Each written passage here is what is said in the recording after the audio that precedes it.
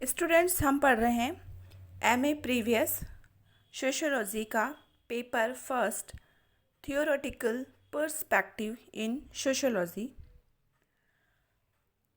इसमें हम पढ़ रहे हैं संरचनावाद और उत्तर संरचनावाद के बारे में। इससे पहले के वीडियो में हम एंथनी गिडेंस और एम फोकाल्ट के सिद्धांत के बारे में पढ़ चुके हैं। आज के इस वीडियो में हम पढ़ेंगे फ्रैंकफर्ट स्कूल और जीवन, दुनिया और व्यवस्था, जे हेबरमास की थ्योरी। हेबरमास फ्रैंकफर्ट स्कूल की दूसरी पीढ़ी के बहुत अधिक प्रखर और अग्रणी विचारक माने जाते हैं। फ्रैंकफर्ट स्कूल क्या है और उसका इतिहास क्या है, ये मैं आपको कल की वीडियो में बता चुकी हूँ फ्रैंकफर्ट स्कूल के बारे में। हेबरमास के राजनीतिक, सामाजिक और दार्शनिक विचारों का निर्माण नाजीवादी दुर्घटना और जर्मनी में प्रजातांत्रिक राजनीति के उद्भव की पृष्ठभूमि में हुआ। हेबरमास पर फ्रैंकफर्ट की पश्चिमी मार्क्सवादी परंपरा और आलोचनात्मक सिद्धांतीकरण के दृष्टिकोण के साथ साथ थियोडोर अडोर्नो, वाल्टर बेंजामिन, लुकास और हर्बर्ट मार्क्यूस का बौद्धिक प्रभाव देखने को मिलता है। हेबरमास अपने आलोचनात्मक सिद्धांत के क्रियान्वयन के लिए नई नई सामाजिक आंदोलनों को प्रोत्साहित करते रहते हैं और वे उनके बारे में सुझाव भी देते रहते हैं। जैसे कि उन्होंने महिला आंदोलन है, पर्यावरण सुरक्षा आंदोलन है, प्रति संस्कृति या दलित आंदोलनों के बारे में अपने सुझाव समय समय पर दिए हैं। और इसके अलावा उन्होंने इन आंदोलनों के प्रति कुछ आलोचनात्मक सिद्धांत भी क्रियान्वित किए। अन्य विद्वानों की भांति हेबरमास ने भी अपने जीवन में जो भी महत्वपूर्ण सिद्धांत किए, स्टडीज़ की, उसका प्रतिपादन अपनी कृतियों और पुस्तकों के माध्यम से किया। इन्होंने कई पुस्तकें लिखी है, जैसे कि theory and practice 1963, knowledge and human interested 1968, legitimation crisis 1973, communication and the Evaluation of Society 1979, The Philosophical Discovery of Modernity 1988, Moral Consequences and Communicative Action 1990, Post Metaphysical Thinking 1992। इसके अलावा हेबरमास ने अपने सिद्धांत में ज्ञान की व्यवस्थाओं का भी विश्लेषण किया है। हेबरमास ने ज्ञान की व्यवस्थाओं का विश्लेषण अपनी इन्हीं पुस्तकों के माध्यम से किया। ज्ञान की व्यवस्थाओं के विश्लेषण का उद्देश्य उनका यह था कि विज्ञान ज्ञान का एक प्रकार है, जिसके आधार पर हेबरमास ने ज्ञान के 3 प्रकार बताए हैं। एक प्रकार उन्होंने बताया है आनुभविक या विश्लेषणात्मक ज्ञान। इस ज्ञान का उद्देश्य मौलिक संसार के विभिन्न तत्वों की जानकारी प्राप्त करना है। उन्होंने आनुभविक या विश्लेषणात्मक ज्ञान ऐसे ज्ञान को कहा है जो मौलिक संसार के विभिन्न तत्वों की जानकारी प्राप्त करता है या प्रदान करता है, उसे आनुभविक या विश्लेषणात्मक ज्ञान कहा जाता है। दूसरा ज्ञान है ऐतिहासिक ज्ञान। इस ज्ञान का संबंध ऐतिहासिक ग्रंथों की विवेचना द्वारा समाज को समझना है। ऐतिहासिक ज्ञान ऐसा ज्ञान है जिसके माध्यम से ऐतिहासिक ग्रंथों में जो भी विवेचना, वर्णन किया गया है, उसे समझने में सहायता मिलती है। तीसरा उन्होंने ज्ञान बताया है विवेचनात्मक ज्ञान। यह ज्ञान मनुष्य पर होने वाले दबावों और प्रभुत्व को स्पष्ट करता है। यदि समाज में मनुष्य पर किसी प्रकार का दबाव है, किसी प्रकार की सत्ता या सत्ता का प्रभुत्व है, तो उसे स्पष्ट करने के लिए विवेचनात्मक ज्ञान का महत्व है। इस प्रकार से हेबरमास ने ज्ञान के 3 प्रकार बताए हैं, आनुभविक या विश्लेषणात्मक ज्ञान, ऐतिहासिक ज्ञान और विवेचनात्मक ज्ञान। ज्ञान की व्यवस्थाओं के अतिरिक्त हेबरमास ने अपने सिद्धांतों में मनुष्यों के हितों का विश्लेषण भी किया है। हैबरमास ने कहा है कि ज्ञान का एकमात्र उद्देश्य मनुष्य के बुनियादी हितों को पूरा करना है। उन्होंने कहा कि मनुष्य के सभी हितों को 3 भागों में बांट सकते हैं। इसे भी उन्होंने 3 भागों में बांटा है। एक हित बताया उन्होंने तकनीकी हित। मनुष्य पर्यावरण पर नियंत्रण प्राप्त करके जीवन को अधिकतम सुविधापूर्ण बनाकर मानव का प्रकृति पर प्रभुत्व स्थापित करके उसे स्थायी बनाए रखना चाहता है। जैसा कि हमें पता है कि मानव प्रजाति ने प्रारंभ से ही पर्यावरण पर नियंत्रण स्थापित करने का प्रयास किया है और वे अपने जीवन को बहुत अधिक सुविधाएं प्रदान करना चाहता है। उसकी विभिन्न आवश्यकताएं होती हैं, तो वह मानव प्रकृति पर अपना प्रभुत्व स्थापित करके उसे स्थायी बना रखना चाहता है। दूसरा उन्होंने बताया व्यवहारिक हित। इसके द्वारा मनुष्य प्रकृति के आसपास की और अतीत की दशाओं को समझना चाहता है और उसका अर्थ जानना चाहता है। प्रकृति के अंतर्गत बहुत ही गूढ़ रहस्य पाए जाते हैं, जिनके रहस्यों के बारे में आज तक भी हमें जानकारी नहीं है। तो हैबरमास कहते हैं कि जो व्यवहारिक हित है उसमें मनुष्य अपने प्रकृति के आसपास की और अतीत की कुछ दशाओं को समझना चाहता है, रहस्यों को समझना चाहता है और वे उसका अर्थ भी जानना चाहता है, और इसे उन्होंने व्यवहारिक हित माना है। तीसरा हित बताया है उन्होंने उद्धारक हित। मनुष्य के ज्ञान को बढ़ाकर उसकी दशा को सुधारने और संवर्धन हेतु ज्ञान प्राप्त करना है। मनुष्य जब अपने ज्ञान में वृद्धि करेगा तो इससे वह अपने जीवन से संबंधित विभिन्न प्रकार की परिस्थितियों को सुधारने और उसका संवर्धन करने के लिए ज्ञान प्राप्त कर सकता है। इसे उन्होंने उद्धारक हित कहा है।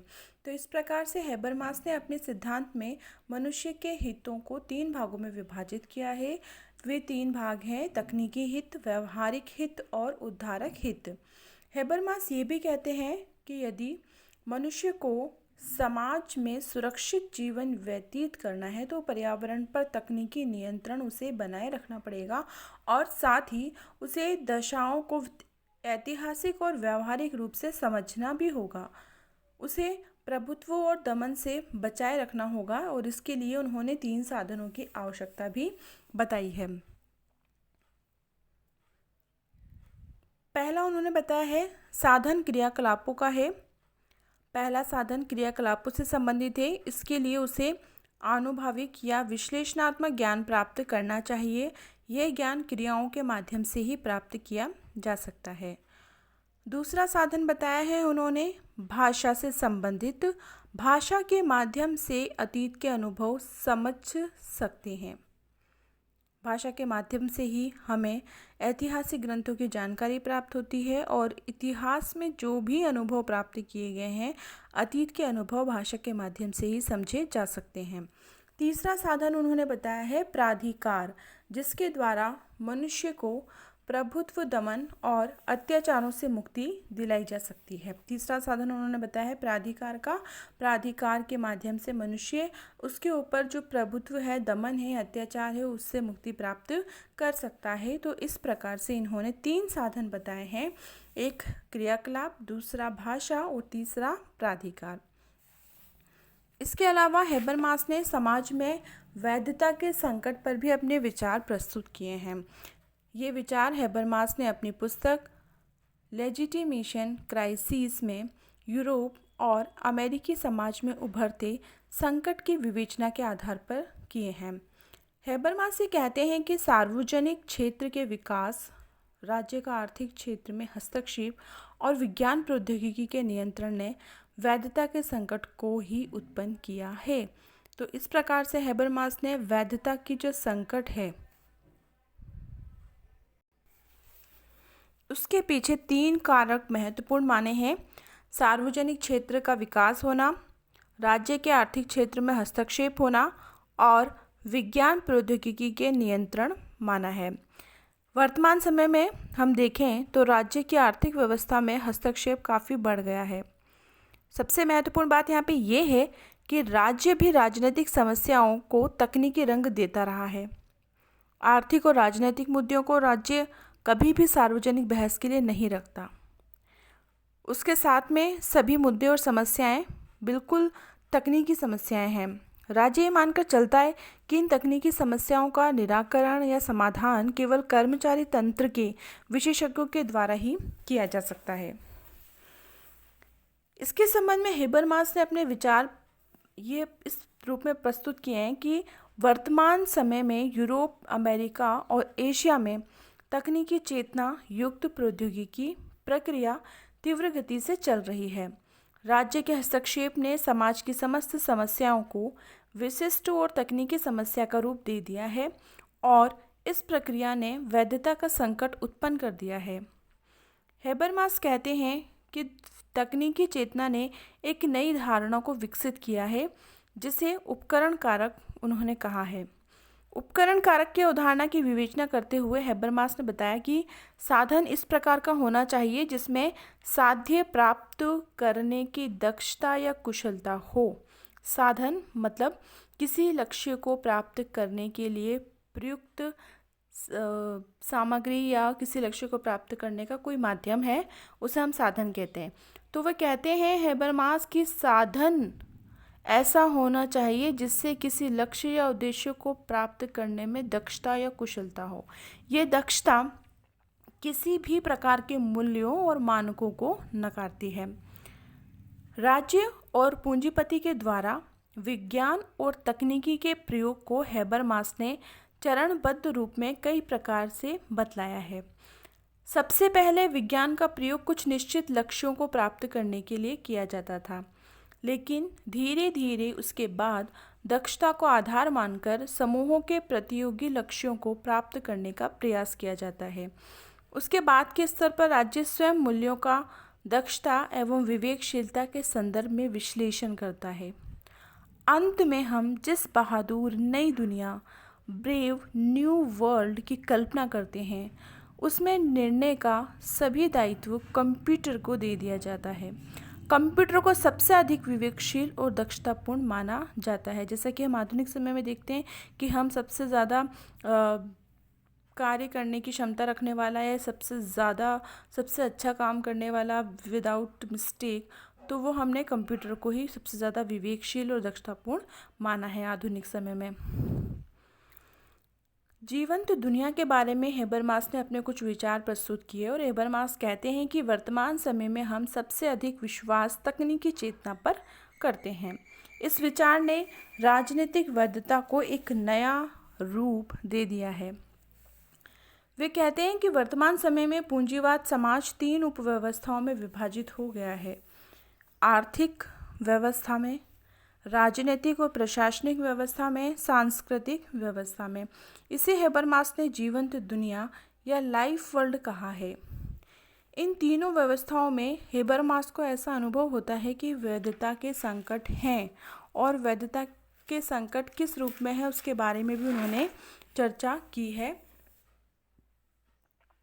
आर्थिक संकट, जब आर्थिक उपव्यवस्थाएं व्यक्तियों की आवश्यकताओं के अनुसार उत्पादन नहीं कर पाती, तब आर्थिक संकट उत्पन्न होता है। विवेकीकरण संकट, यह संकट राजनीतिक प्रशासनिक उपव्यवस्थाओं द्वारा उपकरण संबंधी पर्याप्त निर्णय न ले पाने के कारण उत्पन्न होता है। एक संकट उन्होंने बताया है अभिप्रेरण संकट। वे कहते हैं कि जब नए काम को करने के लिए लोगों में प्रतिबद्धता नहीं उत्पन्न होती है तो उसे हम कह सकते हैं अभिप्रेरणात्मक संकट। मतलब कि लोग किसी नए काम को करने के लिए मोटिवेट नहीं हैं, उनमें अभिप्रेरणा की कमी है, तो उसे अभिप्रेरण संकट कह सकते हैं। वैधकरण संकट, पर्याप्त अभिप्रेरण के अभाव में संकट पैदा होता है। तो इन चारों संकटों में अभिप्रेरण और वैधकरण संकट हेबरमास ने ज़्यादा महत्वपूर्ण माना है। हेबरमास ने सत्य पर ज़्यादा बल दिया कि विवेचनात्मक सिद्धांत में संचार का अर्थ सबसे अधिक है।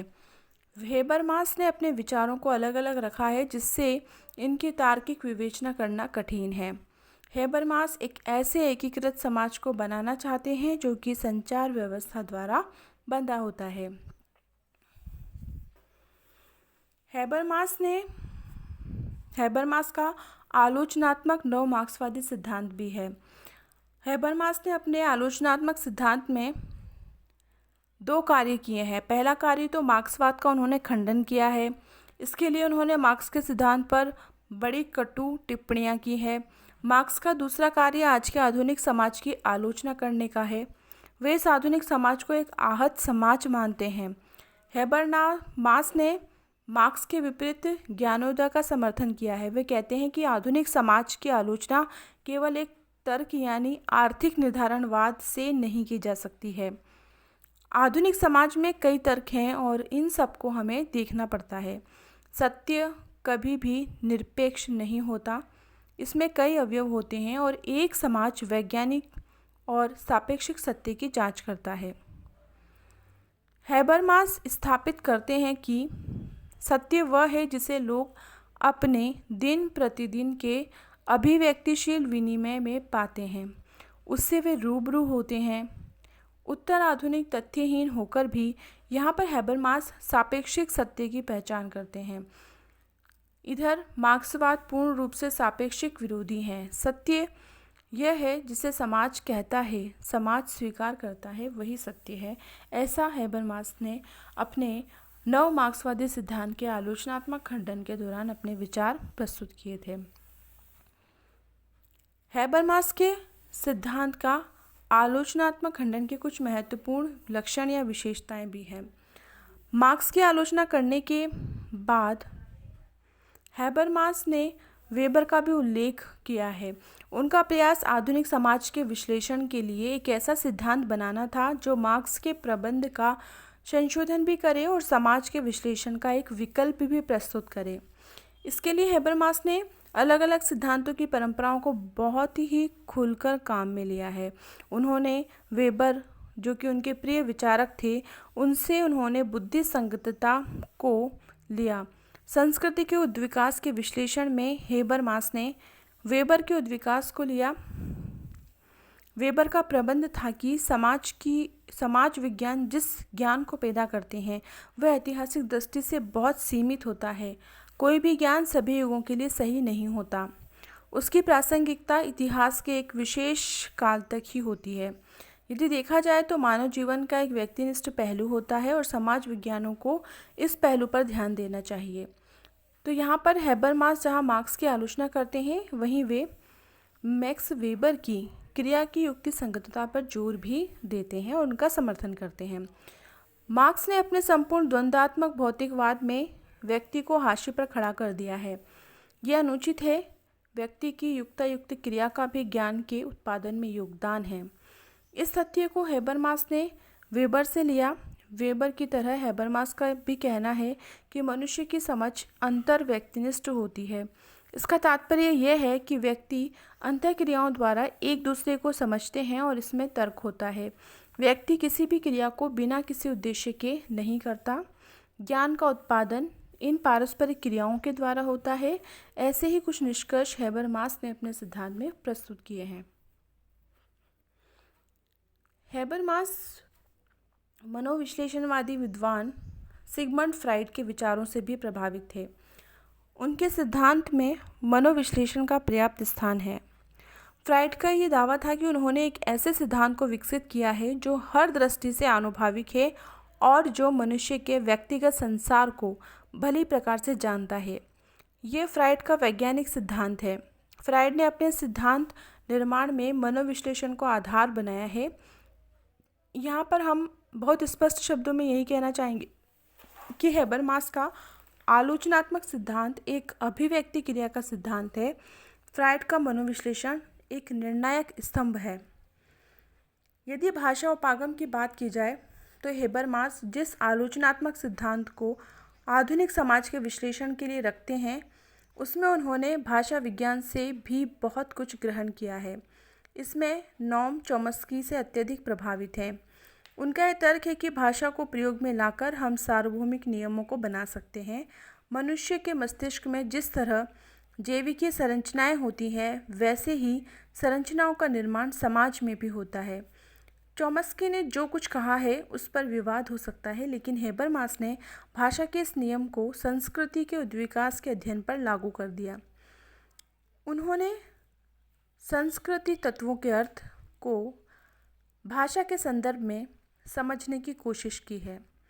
हैबरमास ने भाषा के नियमों का व्याकरण के नियमों की तरह समाज के बहुत ही अभिव्यक्तिशील संदर्भ में प्रस्तुत किया है। जिसे हम हैबरमास का आलोचनात्मक या नव मार्क्सवादी सिद्धांत कहते हैं, ये वस्तुतः अभिव्यक्ति का तार्किक सिद्धांत है। मनुष्य की अभिव्यक्ति किन्हीं सामाजिक दशाओं में होती है। ये युक्तायुक्त उद्देश्य परक क्रिया और अभिव्यक्तिशील क्रिया में बहुत ही अंतर करते हैं।